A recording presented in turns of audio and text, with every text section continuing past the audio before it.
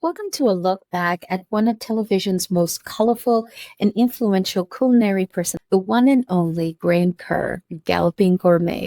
Alongside the pioneering Julia Child, Graham Kerr was utterly instrumental in creating and popularizing the TV cooking show genre as we know it. While Julia brought the rigorous techniques of classical French cuisine to American public television, Kerr, often seen as her male counterpart, arrived on the scene with an explosion of energy and entertainment. He was more than just a chef. Kerr's syndicated show, The Galloping Gourmet, which we're going to enjoy after this, was a sensation. Seen by millions globally, he didn't just teach the recipe, he put on a spectacle. You were always constantly laughing in his show. With the signature entrance, he would leap over a chair with a glass of wine in his hand. He had some zany antics.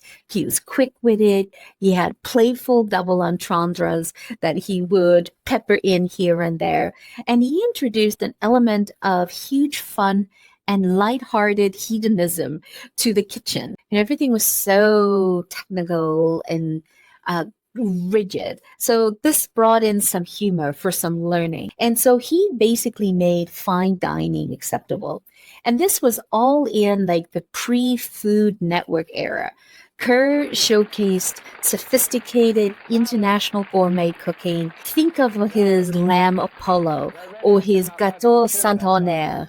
And he made it feel easy and accessible that any home cook could do. This is what got me excited watching him, right? And this is where my passion started to develop as well. Though his original recipes were known to be decadently rich. I mean, I'm saying hello, copious amounts of butter and cream. His infectious enthusiasm and his ability to demystify complex dishes gave audiences that confidence that, hey, I'm going to try this new thing and see if I can master it and what are the basics that I'll learn out of it. So I'd like you to join me as we celebrate this chef, Graham Kerr, and he made cooking an absolute party, made it accessible, made it uncomplicated in how he taught the very sophisticated techniques. Hope you enjoy it.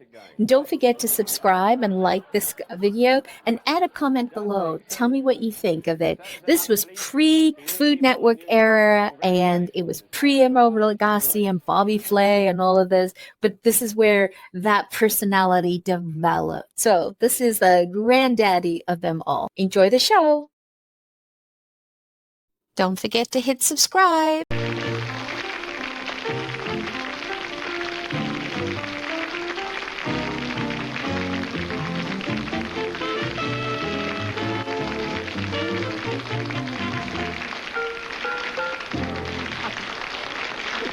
Thank you so much. Oh, not too much, please. Bless you for coming, and thank you very much for being at home. I hope your day has been a super one. I have had a fantastic day. The sun has been out, the crocuses are blossoming, the birds are flying around in the sky, and I feel fantastic. And I have a great dish for you. This is a dish which, in a sense, I designed myself, although I didn't, but I'll tell you about that later. It comes from, it's called crêpe fruits de mer, and it's an English dish, and it comes from Sussex in England, where I met my first love, and that's where we're going to today, to have a look at the beautiful part of the world, lovely Sussex. Sussex, that's actually Chichester Theatre. And the beautiful stately homes of England, where Lady Cynthia serves you tea bags on the lawn. 25 cents admission, fantastic. And there, this glorious rivulet of dark brown water which runs beside the manor house. A manor such as this was Gravetye Manor. Gravetye, where I waited, on table, where I served such people as Sir Winston Churchill. And here is Rye, a lovely spot, one of the Cinque Ports. And Hilaire Belloc wrote a beautiful piece about this part of the world. I don't remember how it went, but it was a very beautiful piece. Sussex, Sussex, but that's how I shall be, the Galloping Gourmet in 2 years' time. And I'm only 23. And thatched roofs, check-ins, which are not set in, I don't know what that is, looks a bit dismal.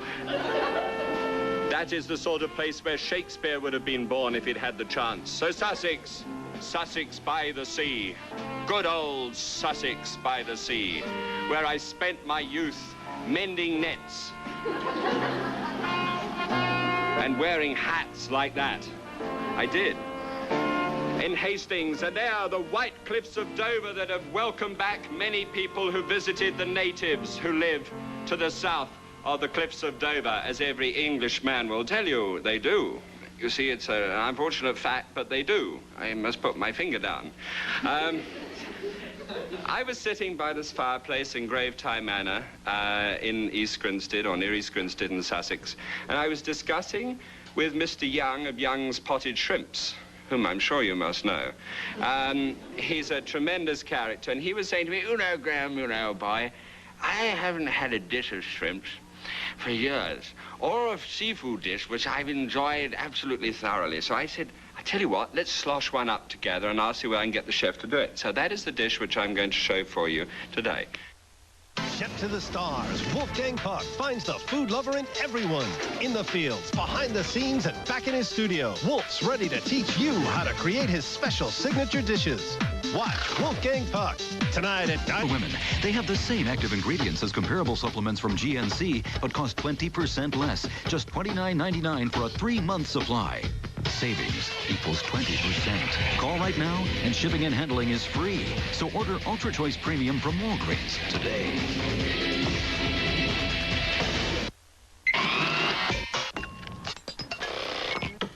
Kick it up another notch. 1, 4, 9.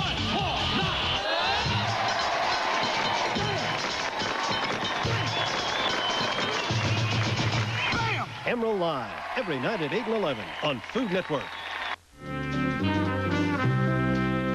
Right, now here I have, that is not a fixative for bill posters. It is, in fact, although it is rather hard to believe, a rather thick sauce. It is a beautiful white sauce which has been seasoned with salt and pepper, which has had 3 ounces of butter and 3 ounces of flour just moved together in the bottom of the saucepan to make a roux. And that has been allowed to sort of bubble away for about 5 minutes, and after that enchanting period of time, you pour in some milk, slosh it all up together, and it comes out looking like that. And you'll think you've failed, but you haven't, because that's exactly how it comes out. Right, well seasoned, salt and pepper, and beautiful, and it's allowed to cook for about 20 minutes until it has despumated. And that is what it has done. All the little starch cells are broken up, and it has clarified itself in a sense. Right, good. Now, because it is rather thick, you add a morsel of white wine.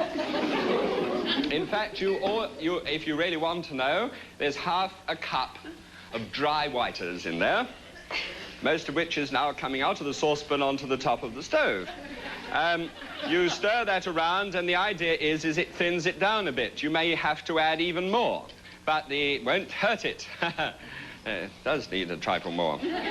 So it does keep that on a lowish heat there, very low heat, just to keep it sort of warmed up, ready for the rest of the stuff. Right. Now I have here some rather intriguing goodies, if I can find them. Some clarified butter, and you get a large pot like that, and you pour the clarified butter into the bottom, and you'll notice that because it's clarified, it's not burning. And you turn the heat down a little bit because you don't want it to be too hot. And we take, first of all, shall we say, a pound, roughly. Actually, if you could jam all those into a cup, which I think is the way that you like to perform, you will find that you will make 1 cup of shrimp. And these are beautiful shrimp or prawns in other parts of the world. And look at them. They're gorgeous, and they're green, and they're lovely. And all we have to do with those is just drop them into the butter. Ah! And just add a quick dew of pepper and a quick dew of salt on top of them. And then just heave those around in the bottom of the pan there. And look, one of the most beautiful things that can ever happen in the gastronomic world happens before your very eyes. They go red. They do. They go that lovely pink color that shrimps go as they just cook. Now, those need to cook rather longer than the rest of the articles that I need. But the rest of the articles I need is, first of all, to make a pancake. That shouldn't be on at all. Ha, ha, ha. So we take that off. Now, so I have this pan on here. There is a pan which is very good for making pancakes in. So you wipe the dust out of it first, and now you bring out the pancake batter, place it by the side, and you bring a piece of butter to the side. Now, I'm going to show you how to make the best pancake you've ever seen in your life. Excalibur, chung, and you place into that about an ounce of butter, and as it hits the pan, it sizzles. Oh, no, not again.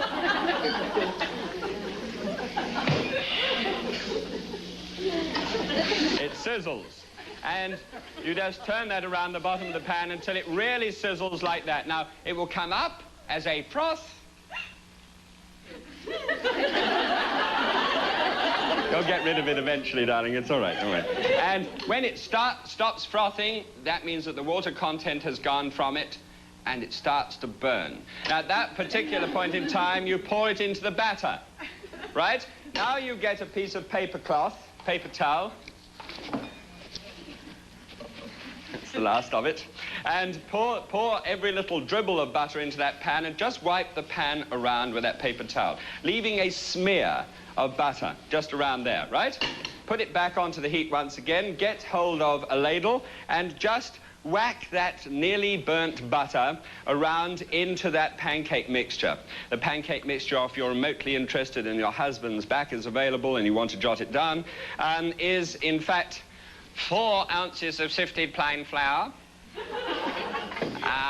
1 whole egg and 1 yolk of egg, just 9 fluid ounces of milk, and you pour it down into the middle, a bit of salt, and you let it stand beautifully, succulently for 4 hours.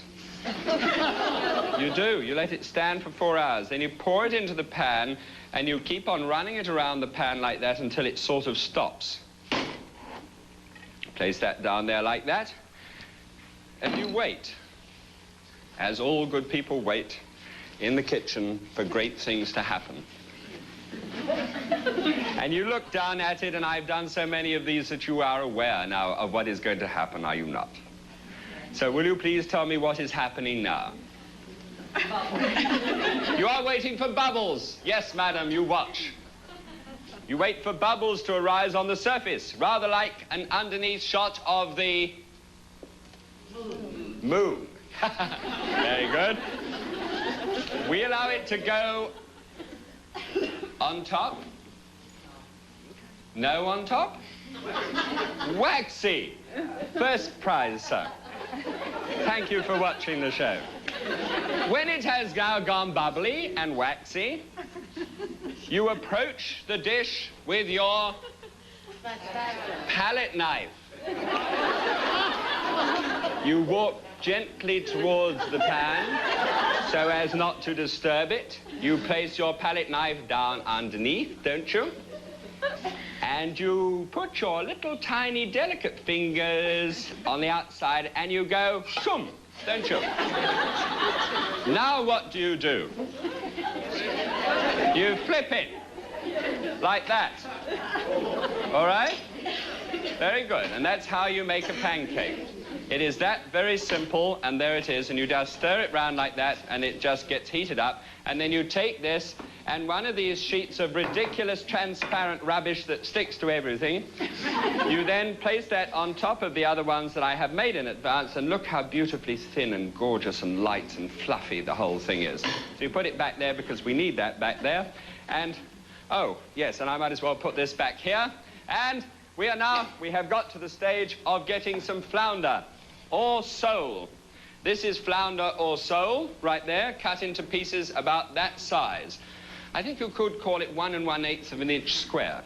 And then you take hold of a plastic bag, you drop the pieces of sole into the plastic bag, you add some white pepper, a quick screw of white pepper, about, say, 5 or 6, and then a little bit of a dust of salt onto the top, and don't be niggardly with it, and you just take your bag and you bounce the sole in your bag. I'm bouncing the sole in my bag. You're losing it, my friend. Calcium. Every day. 100 milligrams here, 30 there. What can you do?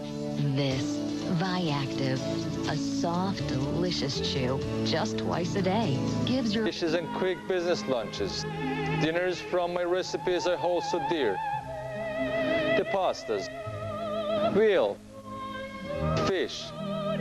Pizzas from our wood-burning oven. It's all here, lunch or dinner at Capone's. Capone's may be new to you, but in a short time we will be just like old friends. Salutes and ciao bella.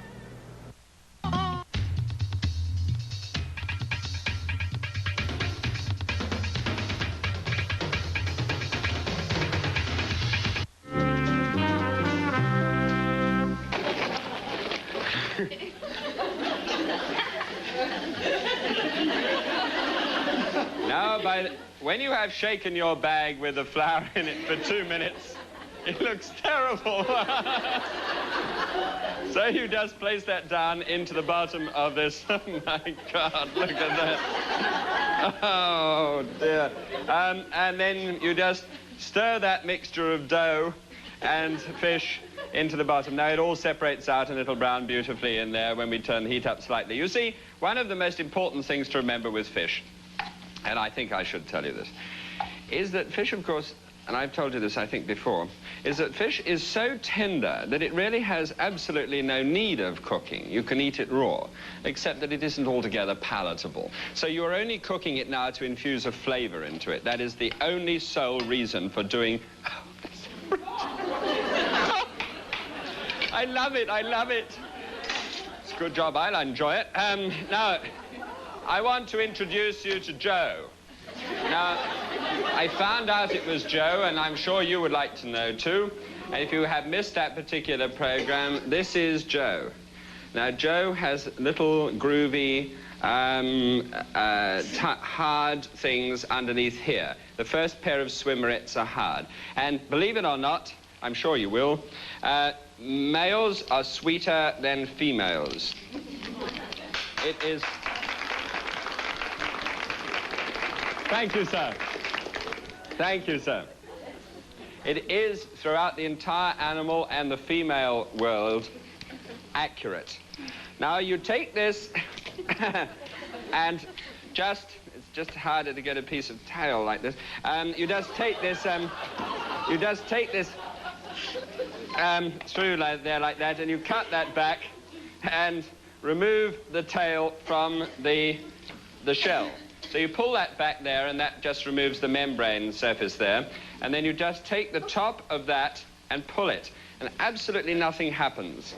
It's really quite fascinating. You just run the knife blade around there like so, and try again. This one was drowned in fresh water. I don't know that it isn't cruel to drown it in fresh water, but it doesn't seem to be so bad. Now you take hold of this piece of beautiful transparent lobster like that, and you cut it into collops. And that is what collops are, little thin cuts across the back. And you just heave those in with the rest of those ingredients there and give that a quick stir. Where's my thing gone? Ah, here we are.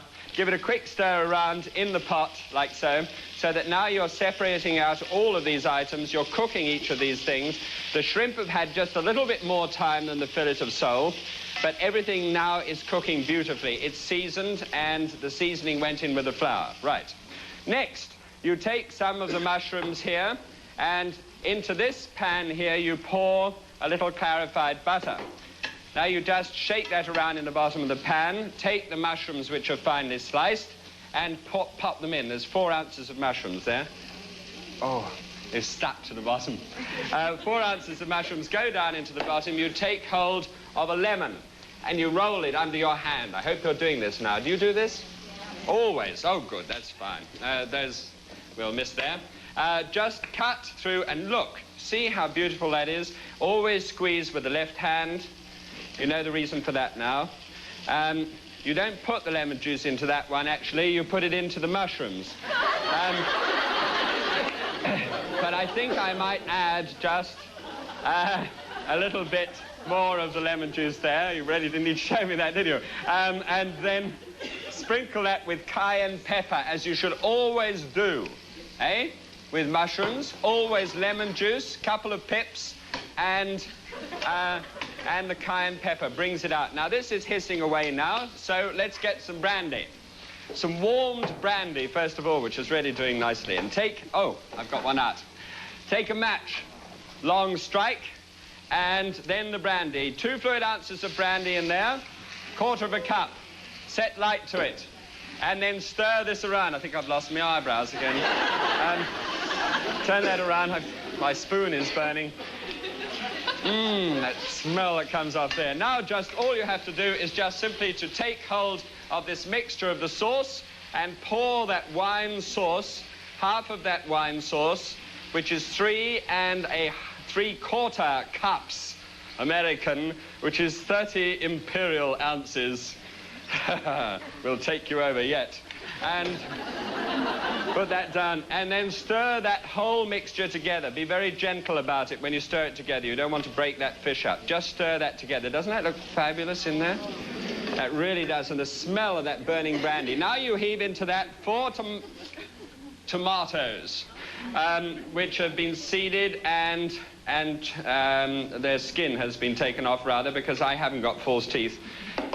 That's the only reason you have the only reason why you have, this is how you cut these up, by the way, the only reason why you take the pips out is if in the event that you think that somebody who is dining with you has, in fact, got false teeth. So you stir that around, you mix this mixture up here, you pour that mixture down into the top of there with those lovely, freshly cooked mushrooms. Now, how about that? Is that really rather good? Now, all you do now is just quite simply to get... Oh, I'm galloping. Is you get 2 pancakes, 2 very, very thin pancakes, like that. Right, 1 and 2. At the very last moment, you flash over to the fridge. You open up the fridge and you take a dozen oysters. And you plot the dozen oysters into the whole thing and stir them in. Now, the dozen oysters really make that fantastic at the very last moment. Now just take this whole mixture and I'll show you and discuss with you what I'm going to do. Look at that mixture. It is absolutely fantastic. You take that mixture of shrimp and sole and mushrooms and tomato with the flavor of the burning brandy in it like so, and place 2 great heaping spoonfuls. I'm a gut, so I'm going to add just a little bit more than I should. So just slot that on top. Run the top of the pancake over like that and just upend it like a rather badly made omelette, all right? So whip once, whip twice, and fold. Now, just 2 of them. I'm going to leave the rest for afters. I just want to take that off the heat. Now then, all you do is you take hold of the sauce, and to the sauce, I hope you're following me, you add a little grated cheese like that. And you just whip the grated cheese into that sauce there, beat it all up, and you've then made a cheese sauce, a cheese wine sauce. Am I right? Of course. So then you take a spoon. No, John, yes, there it is. So you take a spoon and you just nap. I'm going to show you one of those. Just nap the whole of that underneath there like that. Just run it over the top. And then sprinkle the rest of that with cheese and slap it under a hot broiler until it goes beautifully brown. There's crepe fruit de mer, and it's just, believe it or not, to you.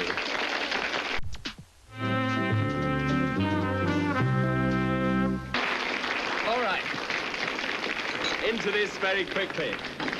Now you have something like a cake slice to serve this to yourself with. I knew I was going to be a guts, and I knew it would come back to roost. You put enough of that mixture in so that it doesn't fall out. And you just serve that like a beautiful crepe that it is on that plate there. And you just take a small nibble. Look how fine that crepe is. It's so fine with that mixture there. Those plump, beautiful oysters and all those shrimp and the brandy.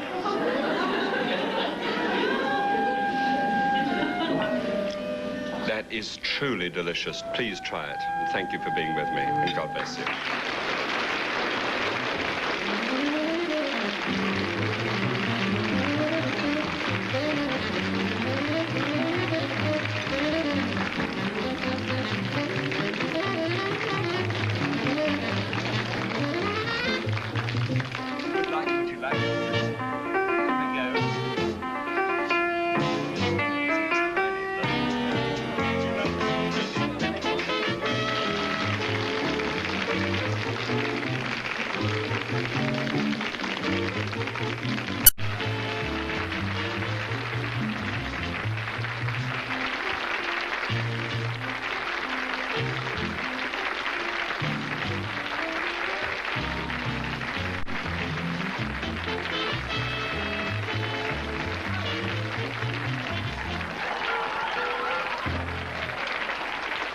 Thank you very much. Please, that's absolutely marvellous.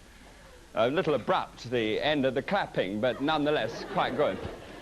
Thank you very much for being at home. I know that you're going to be pleased about this.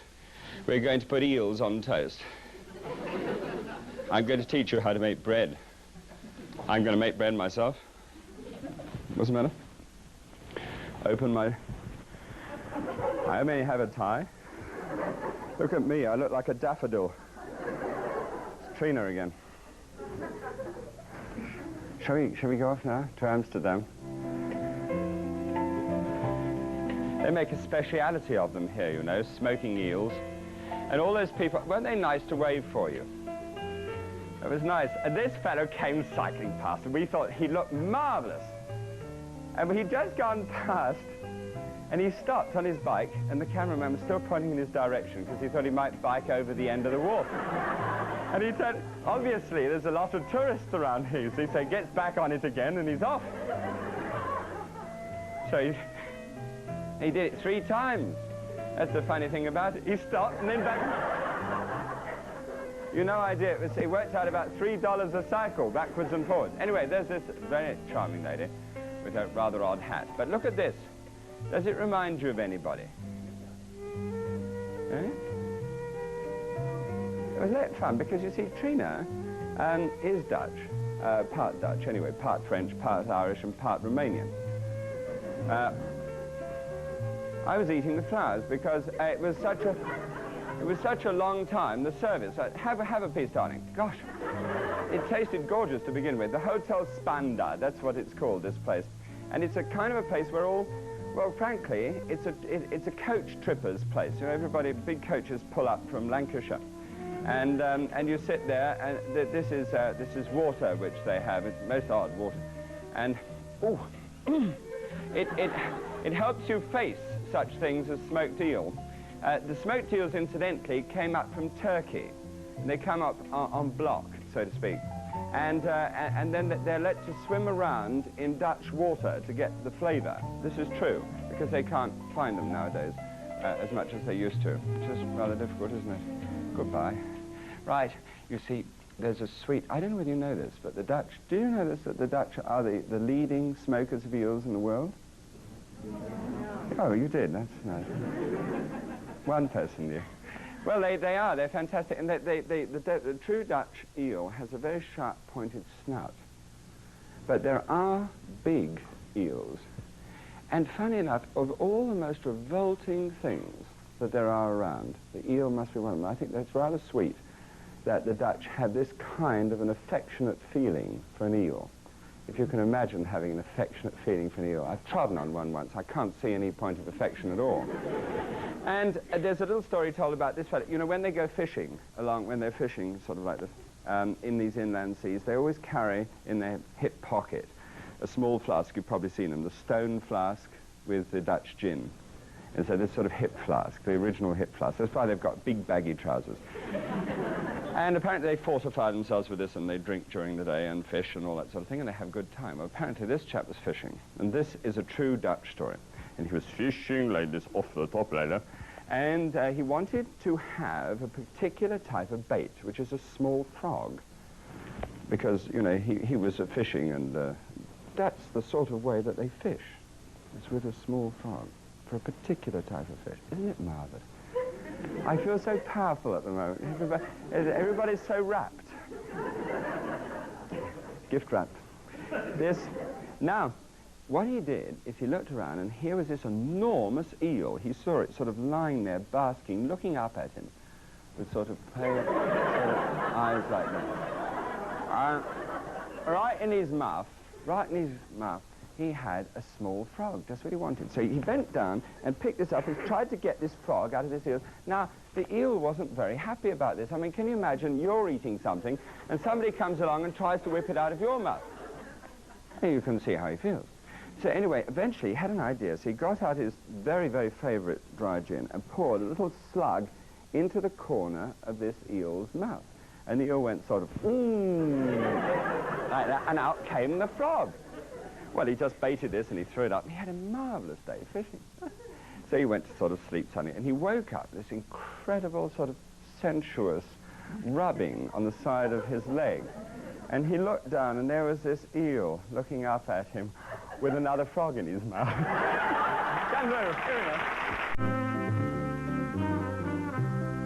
You need, first of all, if you're going to, this is to make bread. Have you ever made, who's made bread in a flower pot? Anybody? Oh, isn't that fun? Good. Right. So you get a flower pot, and the good thing to do, first of all, is to rinse it out. That's the first thing. And if it's been used for flowers, it's even better, actually. And then all you do is you simply scrub it out inside, wash it, grease it, bake it. 450-degree Fahrenheit oven for about half an hour. Bring it out, wash it, grease it, bake it, put it back in there. Wash it, grease it, bake it, put it back in there again. Terrible business, but it cures it. Now, when it's cured, you then just, well, you use it. You just grease it very, very lightly on the inside, and you can make marvelous flower pot bread. The kids love doing it. They really do. And it'll keep them busy for about 3 hours. That's how long it takes to make some bread. But for some reason, everybody, including the director of this program, Marion Dunn. Now, Marion is a marvelous person, and I think we've got her interested in cooking. And she is going to have a go at this weekend, aren't you, Marion? Good luck. Right, so that's a quarter of an ounce of wet yeast and a teaspoonful of sugar on the top. And already, if you'd be interested to have a look at that, you see it starting to sweat already. And what it does, it comes up into the most extraordinary, it sort of works itself all funny in here. Let's see, how's that one going on? Oh, well, not too funny, but... Now, oh yes, that's in there too. I have in here 2 pounds of all-purpose flour. And it's in the warming drawer because you've got to get it warm, first of all. Now, you just simply shoot it backwards and forwards like this. White shoes all of a sudden, in one for tennis. And you just simply take this flour here, that's not flour, that's milk. 2/3 milk, 1/3 water, and there's exactly 2.5 American cups, which is 20 fluid ounces, which is 1 imperial pint. You just pour in on top of that. Okay, now by the time you leave it for 15 minutes, which is what they call a quick ferment. It's like a sort of half-hearted demonstration. Where are we? Yes, here we are. Now this is it. I mean, there's nothing to write home about, really. But if you overdo the yeast, which some people do, homemade bread is an impossible taste and a marvelous smell. Has anybody noticed that ever? Now, what happens as a result of this is that it washes up over the side, and it gradually is incorporated, or another word is inculcated. At least I think it is. Have you got a Roger's thesaurus? No? You have? I wasn't asking you. I was wondering, you have? Would you mind looking it up? No? Well, how about, you know, when we have a small break? Okay, fine. All right, now you just keep on stirring that until you've got half of it stirred in. Now, it must be stirred in very gently so that there are no lumps, otherwise it really won't work in the way you want it to. You understand that? Oh, I loved it. It reminds me of when I was a little boy, I made mud pies, and the flower pot men were on telly. Does anybody remember the flower pot men? Bill and Ben, the flower pot men. What was it, Mr. Weed as well? Mr. Weed, oh, it's Mr. Weed. Oh, those were the days. What have you got now?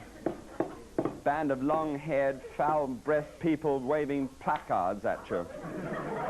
Right, what else do we put in there? Yes, now you get a spoon, and then you shovel some of the dry flour over the top. This is what they call sponging. It doesn't mean borrowing from your neighbors, no. And it's the sort of thing that you do on a beach. You know, some suntan, especially in Australia, you know. And they do this, they spread these palm fronds, you know, not only on Sundays either, across the outside. And then they've got this great big thing down there like this, and this lifesaver's walking along, you know. It's gone. Fantastic seeing it done. Right, so that's put in there. And it's now left up here once again. Sorry, but I have to get up here. It's the only way I can do it. Well, I mean, you understand what I mean. This, you place that in there, and it's allowed to ferment. Now, it ferments. I'm aware. It ferments. It sponges for 15 minutes, and you find that you sort of floury top cracks and breaks up. Huh? Now, you just bring it out, slosh it all about. You might need about 2 tablespoons extra of flour. Bang, bang, bang. Knead it all out. It's terribly hard work, so I bypassed that stage. And, no, because I want to show you my heel. And now you put it back in again. You make it into a ball, put it back in. It comes out, and it proves itself. It takes 2 hours to prove itself. And it comes out. It's a great, big, beautiful ball. And you'll be very pleased and proud of it at this stage. And you cover it, by the way. It must be covered. Hanging on to me like that. Right. And you just knead it. You have to knead it to do it, I'll tell you.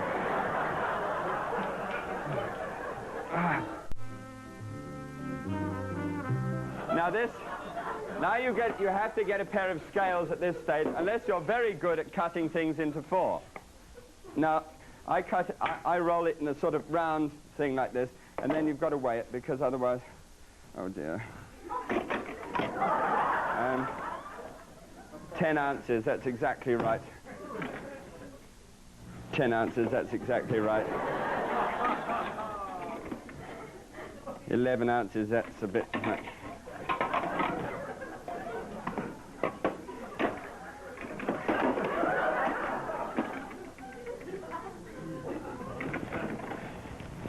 Now you roll them all. This is much more fun.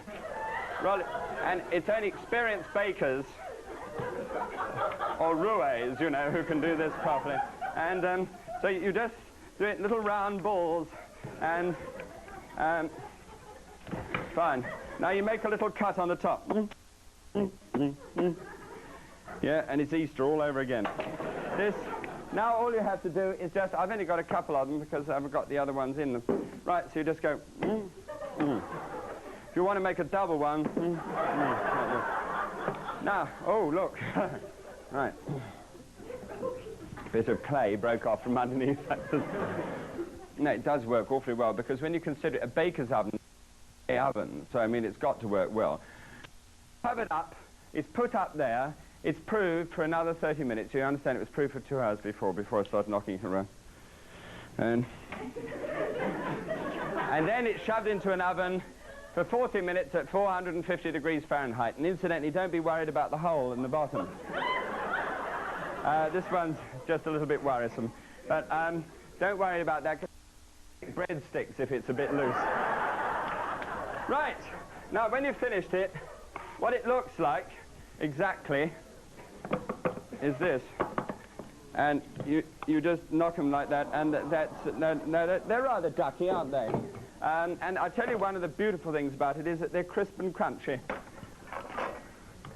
Sounds like an advertisement for something which isn't good for you. Now look at that. Look at that lovely texture, that nice even texture. And will you please listen? Just listen to this sound. You don't hear it much nowadays. Do you? Do you? It's all right.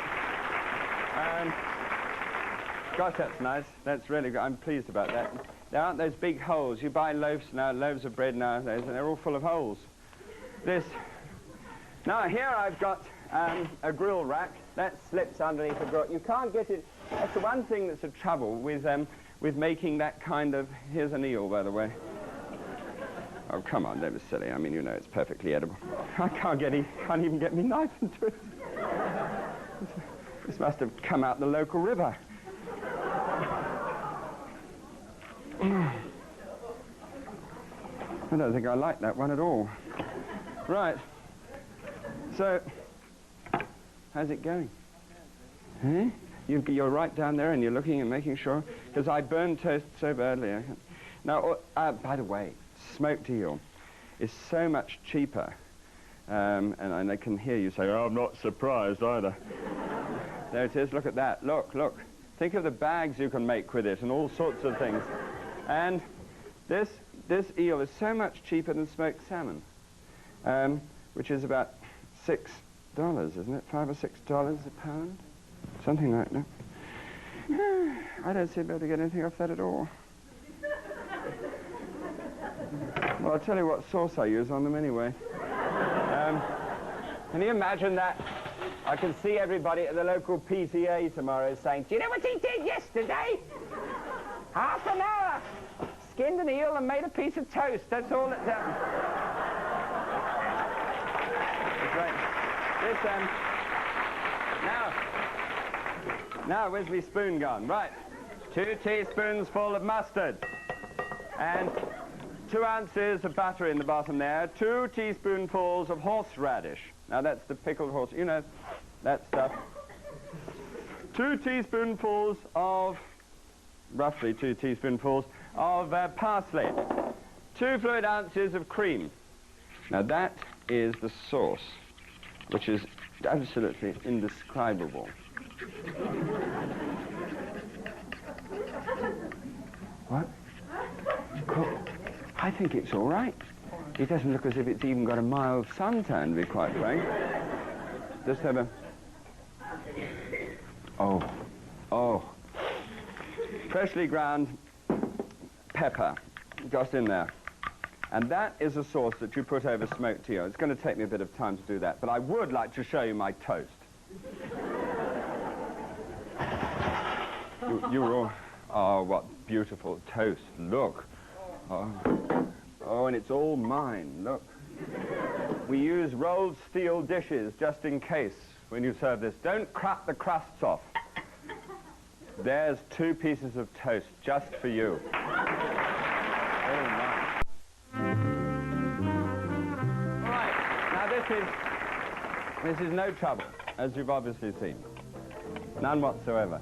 You've got to get the bones out of it. Now it's smoked and it's delicate and it's smoked over oak chips, or it sometimes can be over hickory.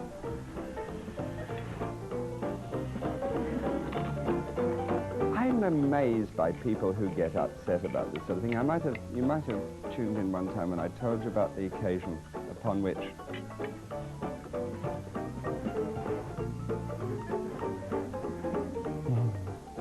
thank you. I don't want to eat it just yet. Upon which I really had a snake brought to my table because I'd been told in Hong Kong that this was a great delicacy. They brought the snake to your table, they kill it there, and then they drain it into a wine glass so that you have a wine glass full of blood.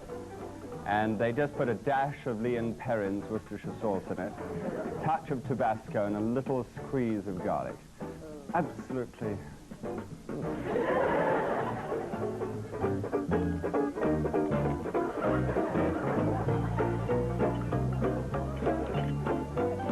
What's the matter with you? It's him. Well, it's so lovely. Now, it does tend to be a trifle rich, smoked eel. And because of that, this magnificent mixture, which is this combination of the horseradish, really bites back at you. You can wind up with a frog in your mouth, too. Try it sometime, I tell you, especially the youngsters. They're the people who'll enjoy this, okay? God bless you, and thanks for being with me.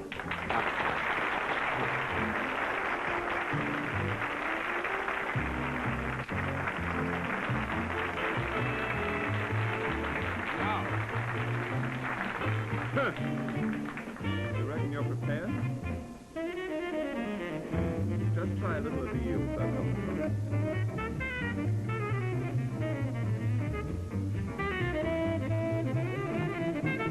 All right? Very good. Now try some of the bread.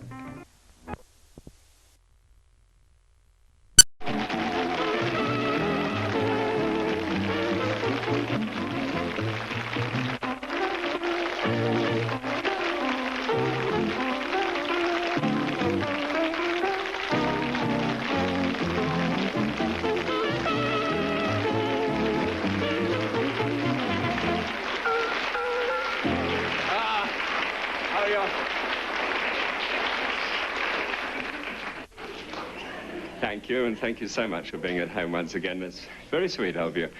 I hope the day's been all right so far. Yes? Right. Oh, well, it's all right with them, but how about you? Now, look, tell you what I've got for you is rather a secret trip. We're going to neck off and have a look at the Côte d'Azur. Have you ever wanted to go there or been there? Come and have a look, because this is where this dish comes from. It's super. Here we go. Along the Côte d'Azur. Have you ever made this trip, anybody? Yes, you have? Wonderful. Don't put your hand up, otherwise you might have to leave the room. Just around the corner, and you come now into one of the most beautiful harbors in the world. And there, certainly, I want one of these days to tie up my 6-foot pram dinghy. But you get boats from all over the world here. Los Angeles, from Rotterdam, from Hamburg, from Ton, from Stockholm and Glasgow even. I didn't even know they had large boats in Glasgow. And they had the most magnificent, wonderful hotels along the front there. Great zoological gardens where you can nick in and order a front trotter of an elephant when they're in season. And you can sit outside at La Chevelle, for example, or at Palerme. They've got all different types of cuisine which they serve there. You know, Scandinavian, the pension scandinave. And listen to Greek music and this restaurant chez Bidou, which I'd always thought was something else, or you can go fishing on the bank like Etienne, who's our retired head waiter from London. You can tell by the glance, can't you? And we were there, and the chef prepared this fantastic, large fish for us. And he flamed it. It's on a bed of fenouil, of fennel. And it was fantastic. But then after that, we had a lobster dish. And I can't tell you what that lobster dish was like. It was unbelievable. And we'd run out of film. And so sometime I'll play you the piece of film again and show you how to cook the fish. But a lobster, wow. You know, and the chef in this particular restaurant, he was a funny guy, because he told us that he was with André Simon in the First World War in the trenches, and that André Simon, I don't know whether you know this, who is world president of all the wine and food societies. All over the world, he's the boss man. A super bloke. Really fantastic chap. Apparently he got the Croix de Guerre for putting bully beef and a bit of parsley and some pepper into an ammunition box and hauling it up to the front and cooking the generals their lunch out of this, and he got a Croix de Guerre for it, which we took that with a pinch of salt. But there's a classic story. I didn't even get that. There's a classic story about the First World War. I think it's long enough ago to be able to tell it. It was told to us in these kitchens, and it was put in the first person, and I take that with a considerable pinch of salt. But I'd like to tell it to you, because I think it's a very funny story, is that this man, Pierre, you know, he's a Frenchman called Pierre. But apparently every Frenchman is called Pierre. I mean, there's Pierre Trudeau and Pierre Larousse-Tarek.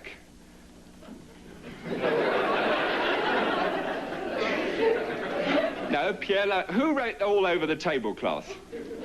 Me. Oh, Pierre Toulouse-Lautrec, of course, yeah. Oh, we're in for it today. Then, you see, he just said to himself, he was cut off from his boeuf bourguignon, and he's up to his hocks in this court bouillon in the bottom of the trenches. And so he thought to himself, I'm going to do something for France. I'm not going to get bogged down here. I'm going to go out and I'm going to do something terribly French. Which, well, you can work out for yourself what that is. And so he cradled his rifle in his arms, and he went underneath the French barbed wire, across no man's land, under the German barbed wire, right up to the trenches like this, and said, Karl, are you there, Karl? And this German said, yeah, and put his head up and went, boom, like that. So he went back and he was thinking, oh, I say, you know, oh, moi merveilleuse. And he didn't tell anybody. Next night he nicked out under again, boom, boom, boom, through there, under the German bar, boom, boom, boom. Karl, are you there, Karl? And Karl, boom, like this. And he reported to his general and he said, General, I do this and everything else. And the general said, oh, c'est merveilleux. And they, and they're all saluting madly, and they have this great parade, and they give him lots of little red things to wear all over him. As you know, it's like a rash when you work for the French government.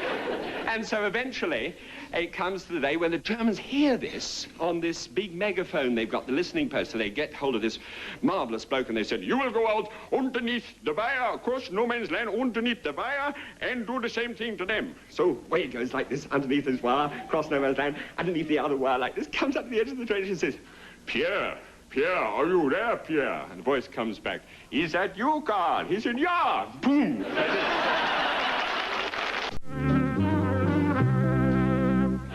Here it goes, 2 pans on the heat, one on M high and the other one also on M high. There are the 2 pans, down they go, and this is what we use.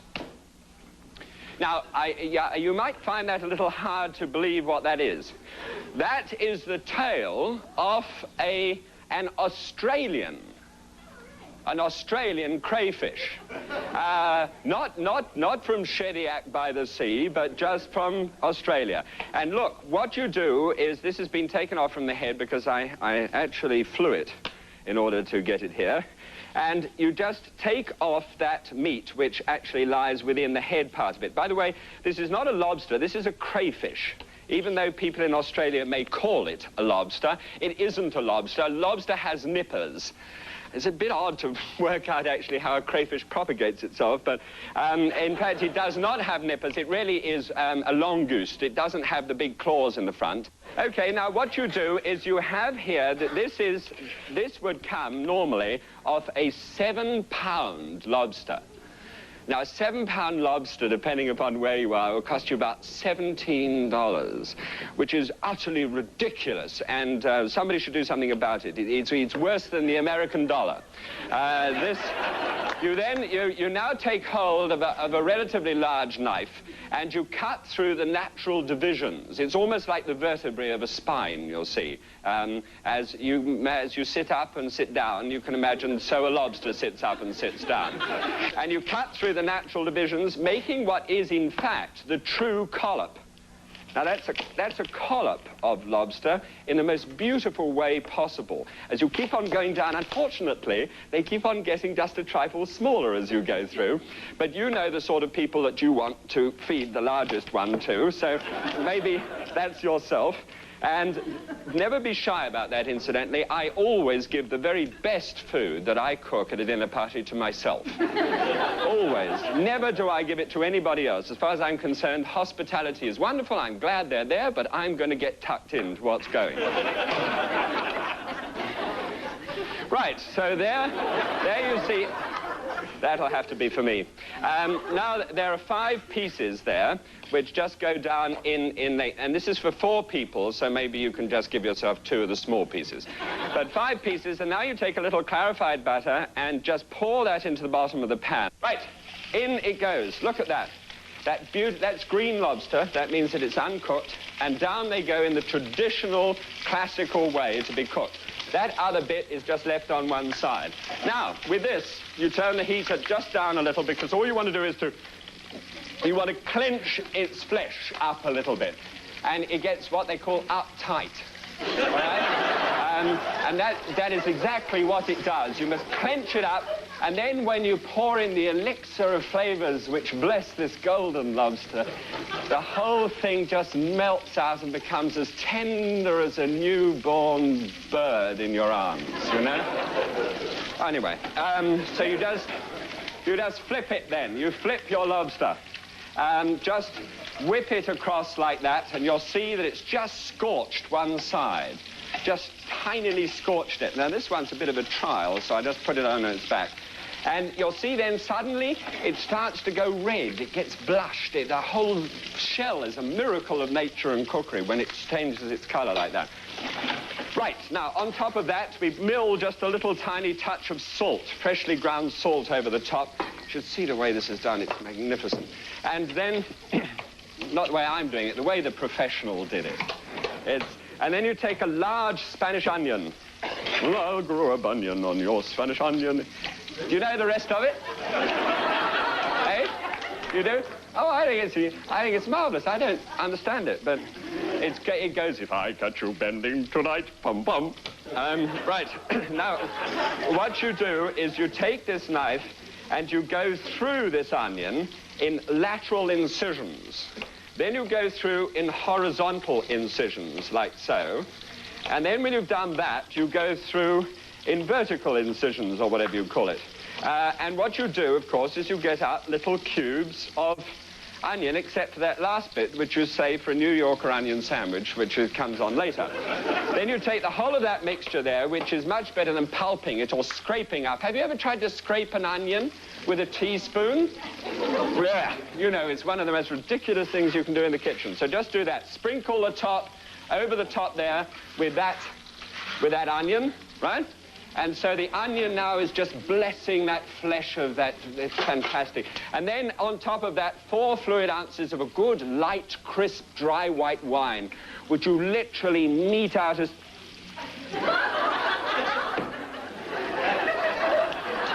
And...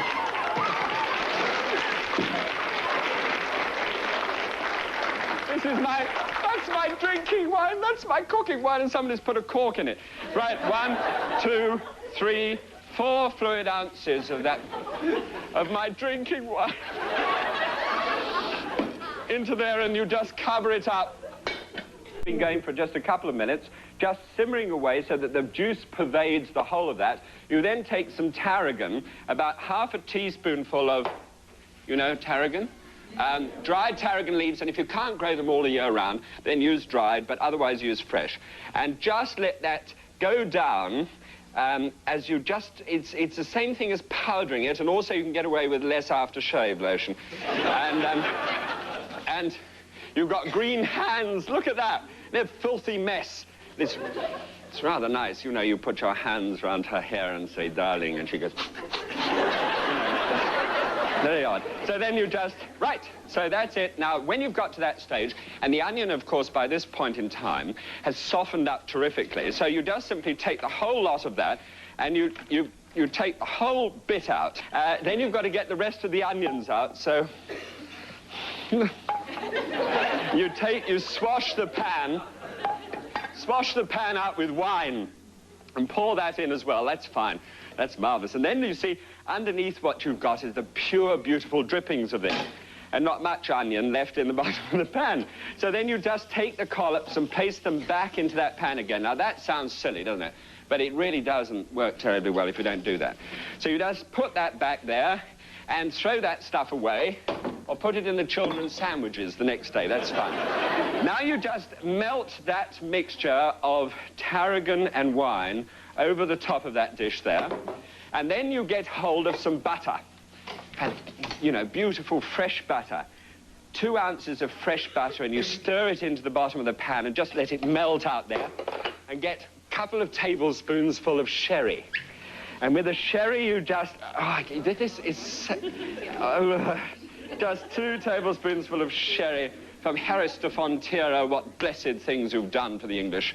Right, and you then just stir that, put the lid on, and let it go for just 5 minutes longer, and at a very low, gentle heat, and the butter mingles with the sherry and the wine. It's fantastic. Right, now, here, on this pan is all heated up. Into that, some clarified butter, which should be really hot, and quite a lot of clarified butter. I sloshed this up today. This is not going to be in any cookbook or anything else, because this is completely brand new. You take an artichoke bottom, if you'll forgive the expression, and you cut those into half. And by the way, do make sure when you do this that you really rinse properly, as much as you can, these artichoke bottoms. They come out. Have you tasted them when they're straight out of the can? Yes. Yeah. You know, they're really bad. I mean, my knife will go black soon if I don't run. It would eat through the end of the knife. And then you get hold of this mixture here, and you get into a bowl, which is a cast iron bowl. I must say, I am absolutely delighted with myself, because normally I am a passable cook. But today I have been brilliant, because this 2 fluid ounces of oil, 2 fluid ounces of wine vinegar onto the top of that, and then all you do is take a clove of garlic, and you just smash the clove of garlic down onto the board, take the clove of garlic and whack that into there, right? Now you just take 1/2 an onion. You really don't want too much onion. That's quite a large onion, actually. And then you slice that onion finely. It must be sliced very finely indeed, you know, right the way through, and make sure that all those divisions come apart. Then into that very, very hot butter, right? Wham, go the onions. And into there as well also goes this finely chopped and shredded, the part of that lobster, you remember, where we just took the tail, the bit where it goes on the head, and you stir that in with it as well. Then, very simply, you just get some freshly ground pepper, mill it over there. Mill it over there. I need a bit in there too. Time and motion start. Look at that. Look. Oh. And sniff it as you go. Then all you do is you just simply take some mushrooms, about 2 ounces of mushrooms, finely sliced, and put them raw onto the top there. Roll a lemon. Hard, you know, really stamp on it, roll it, lie on it, do whatever you have to do to it. And then puncture it, both ends, like that. If you puncture it both sides, you get the juice of 1 lemon, half side the juice of half a lemon, and just squeeze it out, and absolutely no pips whatsoever. It works terribly well if you're strong enough. And then just flip that mixture together. Oh, caught it in the pan, and then a red pimento for color out of a tin. And just slice that red pimento up into very thin slices and just scatter that now over the top of those frying onions. And those onions are cracking away like you'd never believe. Now, just fry that together, have this ready on the side. It's beautifully dressed. Clear the decks for action and get out the dish from the warmer drawer. Then get out the lobster, and the lobster is beautifully cooked now. Just serve that up in a nice dish there with the shell around the outside, just popping it down. Beautifully tender, easy to do dish that this is. And then that reduction of this mixture here, of that butter and the sherry, just let's sieve it once more. Let's sieve it once more. Sieve once more, just to make quite sure that any of the pieces which might be in it are removed. Look at that. That mixture is the most unrivaled thing you've ever tasted in lobster, ever. Then you get this salad here with those mushrooms and those artichokes which are throbbing with this underneath there. And you get that mixture which is so hot now with those pieces of and you just douse it over the top, red hot that is, and it cooks. It actually warms through the just a little dash of sherry. That's what I do. Let's swash the pan out with just a little dash of sherry, and that just over the top of the whole thing. Unbelievable flavor. And then toss that together so that all the onions and the artichokes and everything else are mixed together. And that beautiful little salad arrangement goes with that lobster au beurre blanc, which comes from France, and that comes from me, just for you.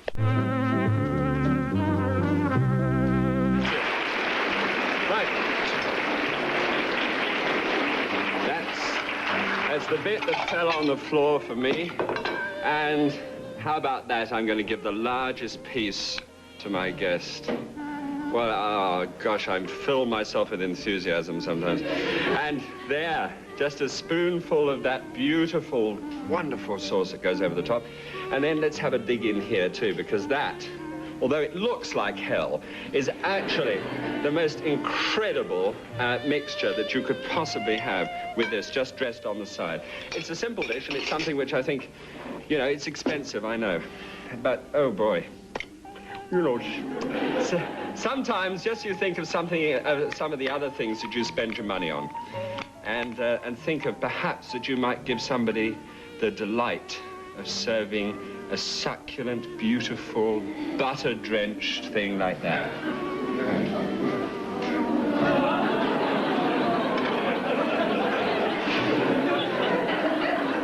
I have to tell you that it is slightly better than the chef made it in France.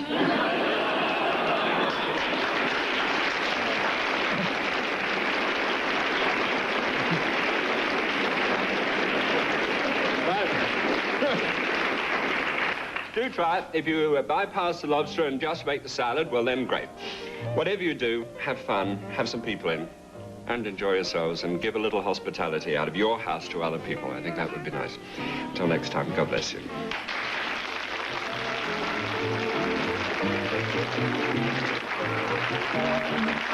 Weeknights at 6:30, Martha Stewart invites you into her kitchen.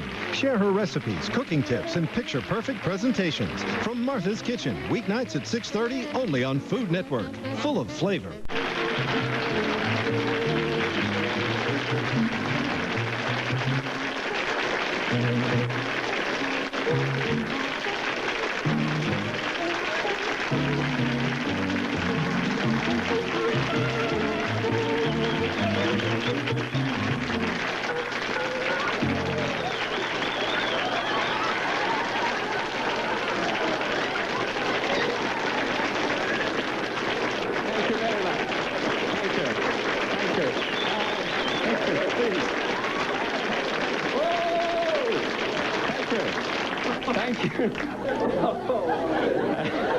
I must tell you that Anne Raymond is in the audience. If you want a shower cap for your glass, she'll make you one. It saved a little, Anne. No, it did, darling. You know what it normally does, don't you? We're getting a bit short. Okay, here, how are you? All right? Fine. Shall we go to Jamaica, sort of quickly? And have a look at two places just outside Montego Bay and also at Ocho Rios. It's rather nice, actually. Let's have a look. Look at that.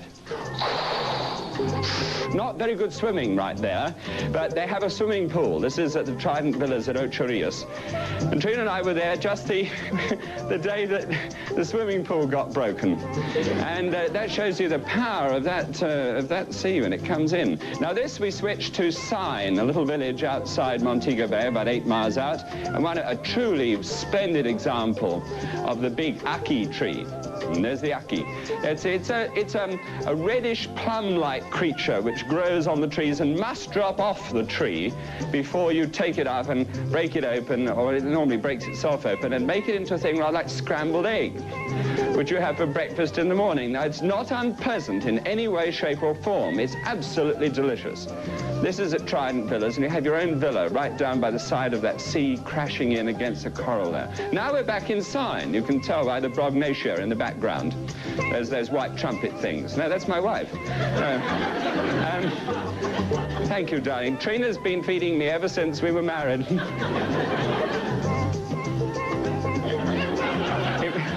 That was the first time I'd ever eaten it. And I was quite amazed, you know. It was a different sort of experience. And now I was sort of examining Trina while she ate it. But that's a hen. What did they call that? It's a peahen. That's right. It's a peahen. There's a peacock and a peahen. I didn't know that. I thought it was a female peacock. And that, just like Donnie. Now this is the ackee when it's broken open, and that's exactly what it looks like when it's broken open. I thought it was fascinating, you know. I've got one anyway to show you. But forgive me if I just take my jacket off to start with, because I need a bit of exercise here, because it's one of those very sort of fast and furious stories. Two blokes, you know, because there's a lot of golf courses in Jamaica along the coastline there, and two chaps one chap really, basically to start with, had a heart attack, and he played a lot of golf. You know, he got furious every time he missed a putt. Arnold, what was his name? Oh, it doesn't matter. Well, anyway, now this is an old bloke, you see. So anyway, he went to the doctor, and the doctor sort of said, "Oh, you're a very sick man like this, and better take you off golf for a while." Well, he was off golf for about 3 or 4 months, and you know that's rotten stuff for a golfer, isn't it? Yeah. You hadn't even seen the grass, have you, for about 4 months? Works hard. And so anyway, he says to the doctor, "Doc, can I, do you think it's possible, as you was like that, do you think it's possible that I could start to do my golf again?" Isn't that a fascinating voice? I haven't used that before. And the doctor said, "Yeah," which, like most doctors say. So he said, "I beg your pardon." And the doctor said, "You can, but don't use your balls." And the golf said, "I beg your pardon, He said, "You can play golf, but don't use any golf balls. The problem with you is that you get too upset about it. So play without them." Well, it sounds pretty strange to me, but all right. So he goes out on the golf course the next day, the full bank comes like this, you see. And he sticks a tee down into the ground, and he takes his imaginary ball and balances it on the top. Feels quite good about this, you know, and takes his iron like this on. Can you tell me, is this all right? Well, it's not bad. I know it's not good, but anyway, it goes bang like this, and off it goes like this. He's absolutely thrilled. He doesn't get quite the same sort of satisfaction because he always likes to play, you know. That's the problem with him. Well, he's gone about 3 holes, and he sees this other bloke who's balancing an imaginary ball on like this. And he thinks, oh, gosh, that looks rough, doesn't it? So he goes over and says, excuse me, but what are you doing? He says, well, matter of fact, I'm playing golf. I said, have you by any chance had a heart attack recently? Yes, I have. How did you know that? Is your doctor Mr. Smith? He says, yes. Mr. Is your not Dr. Smith? Yes, yes, it's Dr. Smith. That was the problem with him, you see. He says, well, then I think I know what's happening. I've been doing this because he told you not to. He says, I told you to do it without, you know, understand. Right, yes, of course, yes, of course. Aye, that's right. So good. Oh, I must tuck myself in, I'm coming out. Right, fine. Pardon? Oh, no, I'm enjoying myself. So anyway, they decide to team up and play against each other for $1 a hole, you see? And through trickery and chicanery and just downright deceit, they managed to get to the 17th hole, and they're teeing off on the 18th, and they're absolutely even. And so I tell you what, let's liven this one up, shall we? Let's have $50 on the last hole. Who gets in first? All right, that'd be rather fun, yeah. Okay, so I'll blast off, eh? Like this, and he goes, boom, 250 yards right down the middle of the fairway. He says, wasn't that a wonderful shot, wasn't it? Hey, I'm a great sportsman, aren't I? This camera. Yes, thank you very much. I'm a great sportsman. Now you have a go. Well, I must admit you're an extremely good shot. Here I go. Boom, like that. Off it goes, right down. Within about 2 inches, they declare it's within 2 inches of each other. So this one, well, says, OK, it's my shot like this, and he takes a number 9 and lots of sort of caper like this and balances back on his back foot. Look at that stance there. That's all right, isn't it? Eh? Foot slightly up because he's near a bunker. If you've just tuned in, it's perfectly all right. This is... So here he is like this, and he takes his shot. Boom, like this. Up goes the ball like this. There it is. Look, what? Look, right, it's there. It's down, it's right down. Now you owe me $50. He turns the other back, and the other says, no, you don't. Hey, you use my ball. Come on. Hello. This is an egg. Comes from chickens and is frequently laid early in the morning, to the chagrin and dismay of those people who own chickens. This you place into boiling water and you bring it to the boil and you let it get on with it. Now, here, this is a Siamese onion.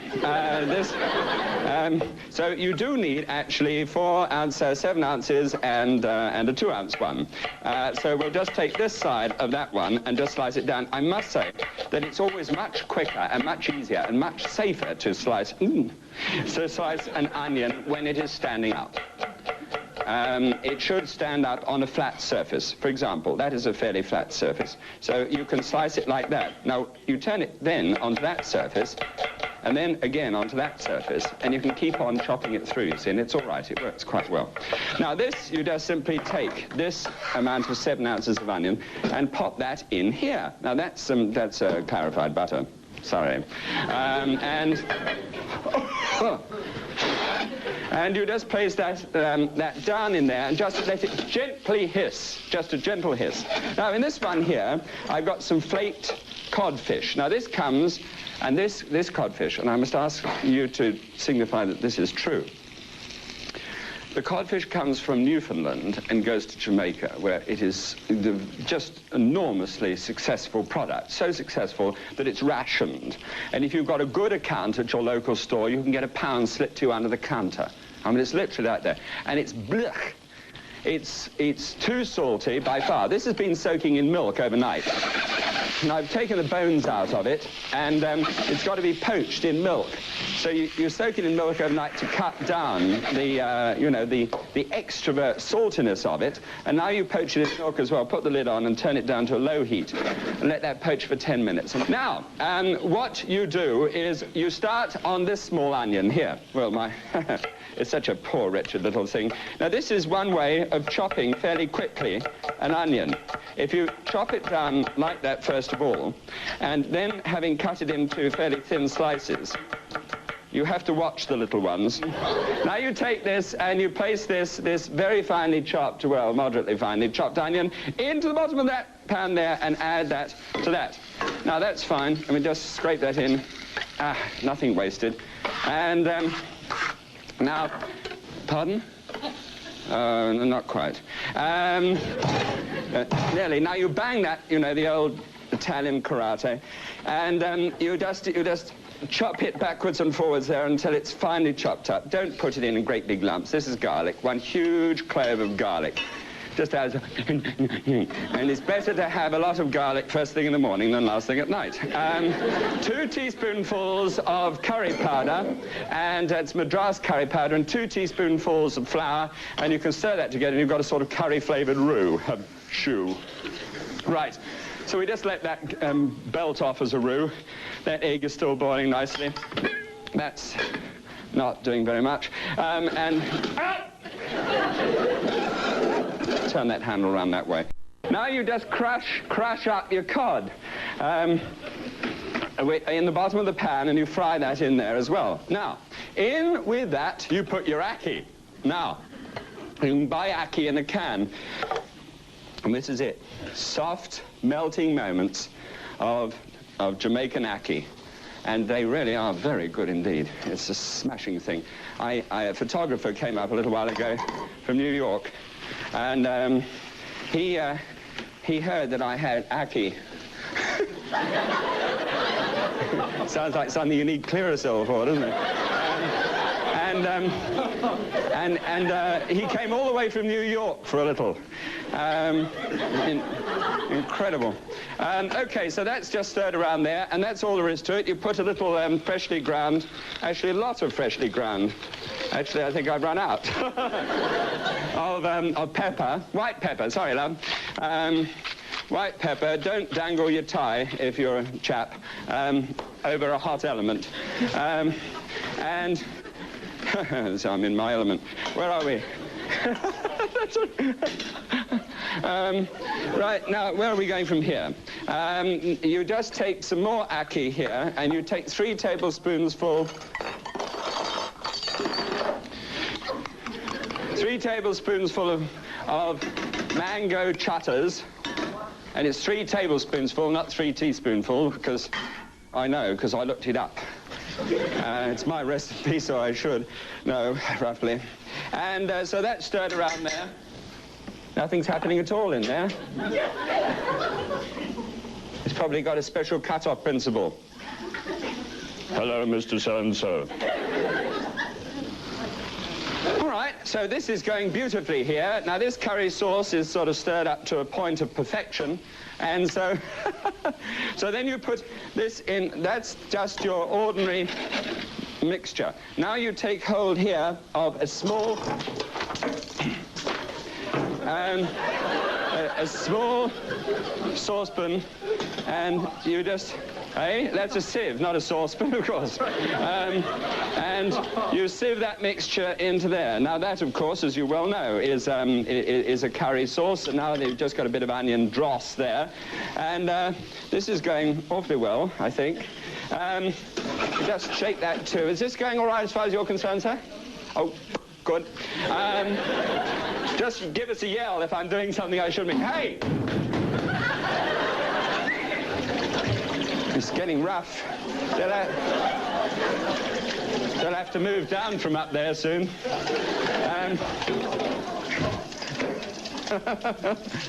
By this time, they might have done. Right, okay, so now you've got your egg, and that's a hard-boiled egg, and look what I've done to it. I've belted the all off the outside, and then you can just slide the egg right out. You see, isn't that fantastic when you do it with cold water like that? I knew you'd be thrilled. I want this up very high. Everything else is cooking except the thing I want to cook, which is this thing. Oh, do forgive my tongue. And now you just place your egg in the middle of that, and it's a hard-boiled egg, as you can see now, and you just chop backwards and forwards. It's a very useful thing, this. Just very delicately hopping around like Nureyev in the middle of your ackee. And just bring that out to boil. Now, where are we? You take out... The element is still radiant. No wonder they give those things to brides. This... you then...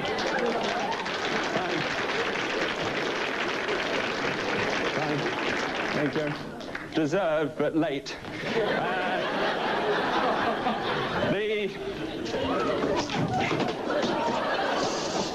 So you get out 2 scampi dishes for no apparent reason, and then you get another 2 out. Ooh. Rather full in the face this evening. And there you are. Now what do? Well, I'll show you. You get out your hot toast here.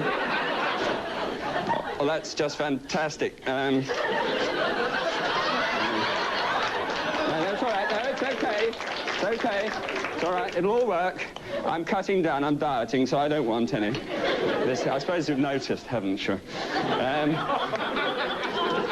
Right. So you just put a little pat of butter to stop it from sodding up the bread. Okay. Now that's doing absolutely fantastically. This is ready. Oh, Struth. It's so at odds with the beautiful, wonderful, sophisticated, intelligent way of living in Jamaica. And this, I'm running all over the place, and it's ridiculous. You shouldn't live like this. Nobody should live like this. You might be able to, but I can't. Here you go. So you put tomatoes on the side, and now you get hold of this stuff. This is the curry one. And you just drop that over the top, and you can mill black pepper over the top if you want some more. And this is mine because it hasn't got any toast. Nice. Ugh. Okay, see you through then, just a second.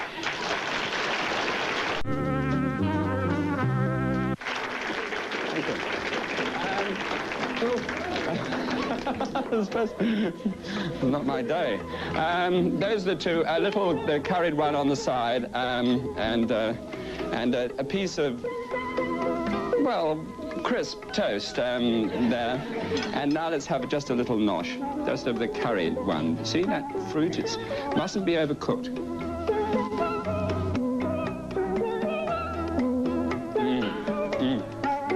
Gosh, it's a weird, wonderful flavour. Now this is the one with the ackee salt.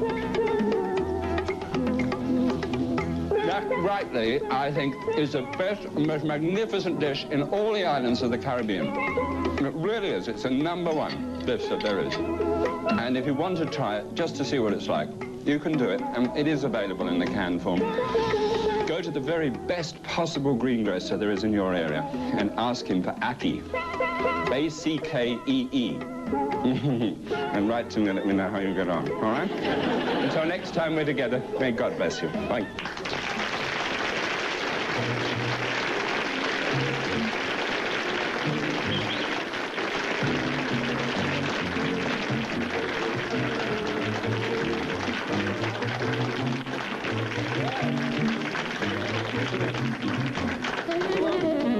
Now I can really find out.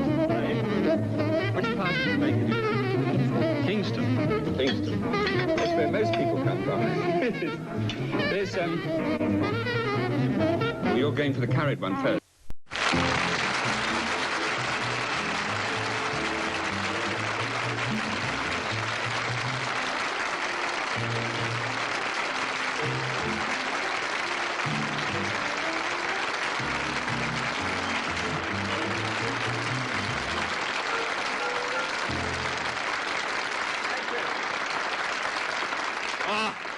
Thank you very much. You're a cheerful-looking lot. All right. How are you at home? Good. Kidney condition? Don't worry about it. Just one of those little electric pads right there. It's bliss. Fantastic. Look, I tell you what, I've got a fantastic dish for you. And seriously, on behalf of Her Majesty Queen Elizabeth II, I welcome you. On behalf of my husband and I, today I'd like to do treacle tart. And treacle tart, which comes from the Hind's Head at Bray-on-Thames, and that's where we're going to today. Fantastic spot. If you've ever gone up the Thames, punting your way up the Thames, you come to this, a nice bird in a mink, with this mink reflected off this polished bar floor. And there we are. Actually, that nice bird's my old wife. Oh, my young wife. Darn it. And she's sitting here because I was with the chef. I never get into trouble anyway. The way I play is, with chefs, is there in the kitchen and just have a great time. And she's just having her grapefruit juice and soda. And this is the old gable. Isn't that a beautiful roof? I don't know. I mean, I could have almost eaten the roof. Now, this is the treacle tart. I want you to know that this is the first time in the world, that's Mr. Gardner, by the way, not the treacle tart. He's the owner of the place. This is the first time in the world that this recipe has been allowed out. And it is great. It is so great that Queen Elizabeth II went to this pub and ate this with all the crowned heads of Europe, which I can prove in a second. I've got a crowned head myself. And this gorgeous old lady, young lady, is pouring a little cream, English cream from the udder, from an English udder. There it is, over the top of that treacle tart. And now watch it. This is my first experience with a treacle tart. Ah. Yes. Well, I felt I had to. You know, she finds it so difficult to eat waving her hand all the time. There you can see the guest list on this fantastic day in which they all turned up in a coach, in a charabanc, as they call it in England. All the crowned heads of Europe, dozens and dozens of them, turned up in charabancs, great white coaches, like other people I know.